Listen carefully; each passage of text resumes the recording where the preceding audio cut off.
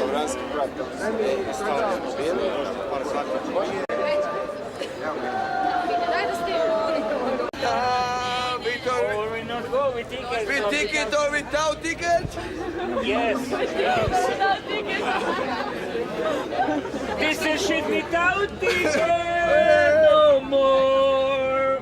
Ja ću kupiti za sebe i još jednu rezervu za brata ili sestru.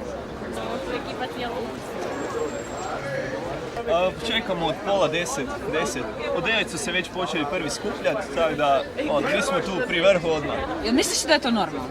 Pa, a nije YouTube svaki dan kod nas, tako da ja isto nisam neki pobornik tih čekanja i to, ali YouTube veliki sam fan i tako da s prijateljima smo odlučili tako baš oko 9-10 na večer, dan prije doći pa valjda ćemo doći do karata.